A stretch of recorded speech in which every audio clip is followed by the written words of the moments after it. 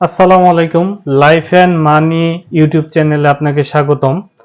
আমার এই চ্যানেলে আমি কিভাবে আর্থিকভাবে সমৃদ্ধ হওয়া যায়, আর্থিক রিলেটেড বিভিন্ন নলেজ শেয়ার করে থাকি এবং লাইফের প্রোগ্রেস নিয়েও অনেক তথ্য শেয়ার করে থাকি বিভিন্ন আর্টিকেল এবং বিভিন্ন বইয়ের থেকে পাওয়া উ- তথ্যের মাধ্যমে। আজকে আমি যে বিষয়টা নিয়ে কথা বলবো, কিভাবে ধনী হওয়ার মাইন্ডসেট তৈরি করবেন। ধনী হতে গেলে সর্বপ্রথম আগে মাইন্ডসেটের প্রয়োজন। কারণ একটা ইংরেজিতে একটা কথা আছে, you are what you think. তুমি যা চিন্তা করো। তো আজকে যদি আপনি ধনী হতে চান, তাহলে সর্বপ্রথম আপনার মাইন্ডসেটটাই পরিবর্তন করা প্রয়োজন। আজকে 10টি টপিকের উপর কথা বলবো, সেগুলো যদি আপনি আপনার লাইফে অ্যাপ্লাই করেন, অবশ্যই ধনী হওয়ার পথে আপনি এগিয়ে যাবেন। সর্বপ্রথম 1 নাম্বার যেই বিষয়টা আপনাকে মনে রাখতে হবে, আপনার টাকার প্রতি একটা ভালোবাসা থাকতে হবে, আপনার টাকার প্রতি মোহ থাকতে হবে। এর মানে এই না অবৈধ লোভ। আপনি অবশ্যই আপনার টাকাকে ভালোবাসবেন। টাকার প্রতি লোভ থাকে সেটা বৈধ উপায়। টাকাকে ভালোবাসবেন। টাকা আপনার কাছে যতটুকু টাকা থাকুক না কেন, তার জন্য সৃষ্টিকর্তার কাছে কৃতজ্ঞতা প্রকাশ করবেন যে আল্লাহ তুমি আমাকে এতটুকু দিয়েছো, আমি এটাতে খুশি। এরকম আপনার একটা মনোভাব থাকতে হবে। আপনার মধ্যে এইরকম অস্থিরতা থাকলে চলবে না যে আমার টাকা নাই, নাই বিষয়টা আপনি হতাশার মাধ্যমে প্রকাশ করবেন, তাহলে টাকা আরো দূরে চলে যাবে। টাকার প্রয়োজনীয়তা নাই এরকম কখনো বলবেন না। মনে রাখবেন, আপনি যদি আপনার কোনো বন্ধু বান্ধব বা আত্মীয় স্বজনকে বলেন যে তোমার আমার প্রয়োজন নাই, তাহলে কিন্তু তারা আপনার সাথে থাকবে না, তারা আপনার সাথে দিন দিন দূরে চলে যাবে। তো ভালোবাসা না থাকলে কোনো কিছুই কাছে আসে না, এটা মনে রাখবেন। তো আপনার অবশ্যই টাকার প্রতি একটা ভালোবাসা থাকতে হবে। 2 নাম্বার যেই বিষয়টা আপনাকে লক্ষ্য করতে হবে, আপনি অবশ্যই জিতার জন্য খেলবেন। ধনীরা কিন্তু সবসময় জিতার জন্য খেলে। এইখানে জিতার জন্য খেলা মানে অনেক সময় গরিব মানুষ যারা থাকে তাদের বেশিরভাগই, যারা আর্থিকভাবে আসলে পিছিয়ে থাকে, তাদের একটা মাইন্ডসেট থাকে যে আসলে কি কোনো রকম কিছু টাকা হলে আমার কোনো রকম আমার জীবনযাপন করতে পারলেই হলো। আসলে ধনীরা কিন্তু এই টাকা নিয়ে এইভাবে ভাবে না। তারা ভাবে যে কিভাবে আমি ধনী হতে পারবো, আর তারা অলরেডি নিজেকে আসলে ধনী ভাবে।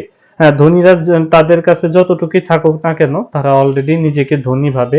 আপনারা সবসময় হাই রিস্কে ধনী হওয়াটাই আপনাদের অ্যাম্বিশন থাকবে, এবং হাই যেটা মানে ধনী হওয়ার জন্য আপনি বৈধভাবে সবকিছু করতে রাজি, এইরকম একটা আপনার উচ্চাকাঙ্ক্ষা থাকতে হবে।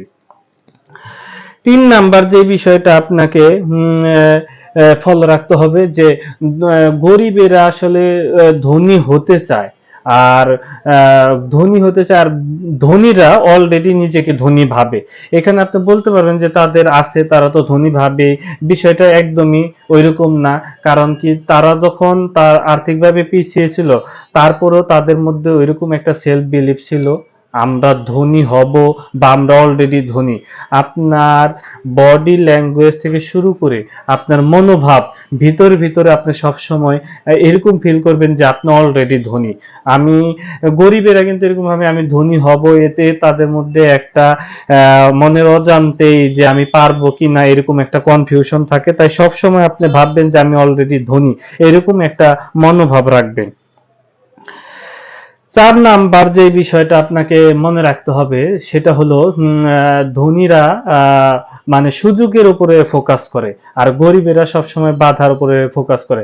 আপনি যখন কোন একটা কাজে উদ্যোগ নিতে চান, যদি আপনি সেই উদ্যোগে নেওয়ার পরে বা নেওয়ার আগে শুধু যদি আপনার সেইগুলোর মধ্যে কি কি ডিফিকাল্টিস বা কি কি বাধা আসতে পারে সেইগুলোর উপরে ফোকাস করেন, তাহলে আপনি ওই নির্দিষ্ট কাজে ফেইলিওর হওয়ার চান্সই বেশি থাকে। তাই সবসময় আপনার সুযোগের উপরে ফোকাস করতে হবে যে এই কাজটা আমি কিভাবে কমপ্লিট করব, বা এটা করতে পারলে আমার যে বেনিফিটটা সেগুলোর উপরে আপনারা সবসময় ফোকাস করবেন। তা মনে রাখবেন যে ধনীরা সবসময় সুযোগের উপর ফোকাস করে, তারা নেগেটিভ বিষয়গুলা এড়িয়ে যায় না। নেগেটিভ বিষয়গুলো তাদের মাথায় থাকে, কিন্তু তারা ফোকাস রাখে হইলো সুযোগের উপর। পঞ্চম যেই বিষয়টা আপনাকে মনে রাখতে হবে। ধনী ব্যক্তিরা ধনী ব্যক্তিরা কি হয় আপনার ধনী ব্যক্তিরা আসলে প্রশংসা করতে জানে। গরিবে যারা আর্থিকভাবে একটু পিছিয়ে থাকে তারা আসলে প্রশংসাটা তেমন ভাবে করতে পারে না, বা মন থেকেও তারা প্রশংসা করে না। এখানে প্রশংসা বলতে বোঝে আমরা সাধারণত কোনো ধনী ব্যক্তি দেখলে এরকম একটা মনোভাব রাখি যে তারা হয়তো বা অবৈধভাবে, বা গরিবেরটা আমরা বলি অনেক সময় মেরে খায়, আঞ্চলিকভাবে বলি যে পরেরটা মেরে খেয়ে সে হয়তো বা ধনী হয়েছে। বিষয়টা আসলে সবার বেলা এক না। আপনি ধনীদের যে প্রোগ্রেস ওইটাকে আপনার অ্যাপ্রিসিয়েট করতে হবে যে না তারা আসলে ধনী, তারা কিভাবে ধনী হলো, তাদের যে প্রসেস গুলা আপনাকে ফিল করতে হবে বা ওইগুলার প্রতি আপনার আগ্রহ থাকতে হবে, তাদেরকে প্রশংসা করতে হবে। আর 6 নাম্বার যে বিষয়টা আপনাদের মাথায় রাখতে হবে সেটা হলো ধনী ব্যক্তি সবসময় ইতিবাচক হয়। তারা সবসময় নেগেটিভ বিষয়গুলা তারা এত টানে না, তারা সবসময় ইতিবাচক হয়। তারা সবসময় কনফিডেন্ট তাদের মধ্যে থাকে। ইতিবাচক চিন্তাধারার মানুষের সাথে তারা সবসময় উঠা বসা করে।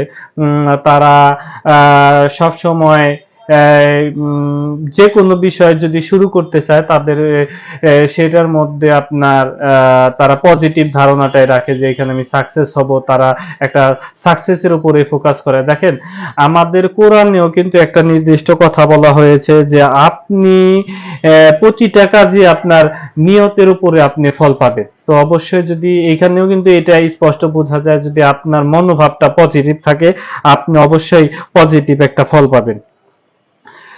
7 নাম্বার যে বিষয়টা আপনারা ফলো রাখবেন যে ধনীরা নিজে যা জানে সেটা প্রচার করে।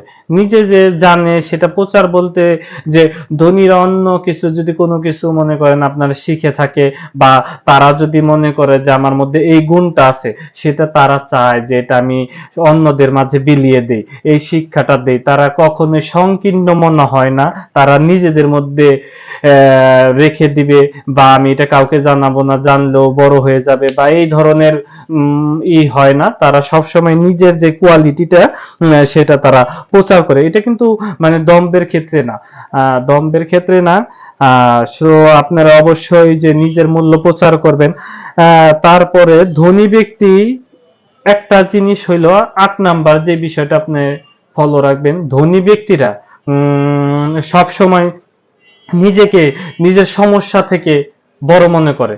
তারা নিজেকে এমন ভাবে বিলিভ করে যে যে কোনো সমস্যায় যদি আসে তারা সেটা সাহসিকতার সাথে মোকাবেলা করতে পারবে। তারা বিশ্বাস করে যে আমার যে কোনো সমস্যা থেকে আমি বড়। সেটা মনে রাখবেন। আপনি যদি ভাবেন যে সমস্যা আপনার চেয়ে বড় তাহলে কিন্তু আপনি মনোবল হারিয়ে ফেলবেন। তা আপনার মধ্যে এরকম একটা মনোভাব থাকতে হবে যে আপনি সমস্যা থেকে বড়। 9 নাম্বার যে বিষয়টা আপনাকে মাথায় রাখতে হবে, ধনী ব্যক্তিরা দৃঢ় প্রতিজ্ঞ হয়। দৃঢ় প্রতিজ্ঞ বলতে তারা যে কোনো বিষয়ে তাদের যে গোলটা তো সেটা পাওয়ার জন্য তারা উচ্চাকাঙ্ক্ষা থাকে তাদের মধ্যে, এবং তারা মানে সেটা পাওয়ার জন্য যতটুকু কষ্ট করা প্রয়োজন সেটা তারা করতে প্রস্তুত। তাই অবশ্যই আপনি মনে রাখবেন যে আপনাকে যদি ধনী হতে হয় অবশ্যই আপনাকে দৃঢ় প্রতিজ্ঞ হতে হবে। দৃঢ় প্রতিজ্ঞ হলেই আপনি এবং সেই অনুযায়ী যদি কাজ করেন তাহলে অবশ্যই আপনি ধনী হওয়ার সম্ভাবনা অনেক বেড়ে যাবে, এবং শুধু সম্ভাবনাই না, ধনী ইনশাল্লাহ অবশ্যই আপনি হয়ে যাবেন। আর 10 নাম্বার যে বিষয়টা, ধনী ব্যক্তিরা সব সময় ইতিবাচক মানুষের সাথে ঘোরাফেরা করে। একটা কথা আছে, আপনি যদি 4 জন ধনী ব্যক্তির সাথে ঘোরাফেরা করেন তাহলে পঞ্চম ব্যক্তিটি আপনি ধনী ব্যক্তি হবেন। তো এরকম একটা কথা আছে, আপনার সঙ্গ দিয়েও কিন্তু বোঝা যায় যে আপনি কতটুকু আসলে সাকসেসফুল হবেন। আর আপনার মধ্যে প্রচুর জানার একটা বিষয় আগ্রহ থাকতে হবে। আপনি কখনো এরকম বলবেন না যে আমি জানি। যারা মূলত যাদের মাইন্ড, যারা আর্থিকভাবে পিছিয়ে বা আমরা যাদেরকে গরিব বলি, তারা আসলে মূলত মনে করে যে আমি সব জানি। আসলে সব জানাটাই আপনার সব না জানার একটা কারণ। তো আপনার মধ্যে প্রতিনিয়ত শেখার একটা বিষয় থাকতে হবে, শেখার প্রতি আগ্রহ থাকতে হবে, নিয়মিত বই পড়বেন। আমি কিন্তু আমার এই বিষয়গুলো আসলে নিজে থেকে বানিয়ে বলতেছি না, এগুলো বিভিন্ন বই আমি আমার এই ব্যবসা প্রতিষ্ঠানে বসে যখনই আমি অলস সময় পার করি তখনই আমি বিভিন্ন বই পড়ি এবং বিভিন্ন আর্টিকেল পড়ি এবং বিভিন্ন অনলাইনে বিভিন্ন সোর্স থেকে আমি তথ্য সংগ্রহ করি নিজের প্রোগ্রেসের জন্য। আপনি আসলে ধনী বলতে এখানে আসলে একটা জিনিস মনে রাখবেন, ধনী বলতে কখনোই যাদের অনেক সম্পদ আছে তারাই যে ধনী তা না। কারো মনোভাব যদি এরকম প্রোগ্রেসফুল হয় যে আমি দিন দিন উন্নতি করব, সেই লোকটাও কিন্তু ধনী। আসলে অনেকে কিন্তু তাদের বাপ দাদা সম্পত্তি থেকেও ধনী হয়েছে, তারা কিন্তু আসলে ধনী না। আসলে যে ছোট থেকে বড় হয়েছে বা আর্থিকভাবে অনেক পিছনে ছিল কিন্তু দিন দিন উন্নতি করছে, আপনি সেই কিন্তু সবচেয়ে বড় উদাহরণ একজন ধনী। তো আমার এই চ্যানেলটি সাবস্ক্রাইব করে পাশে থাকবেন। আমি এখানে লাইফে কিভাবে আপনি অর্থ সংস্থান করতে পারবেন, মানি ম্যানেজমেন্ট করতে পারবেন এবং কিভাবে লাইফে প্রোগ্রেস করতে পারবেন এই বিষয়ে আমি বিভিন্ন তথ্য তুলে ধরি। সাবস্ক্রাইব করে পাশে থাকবেন। আসসালামু আলাইকুম।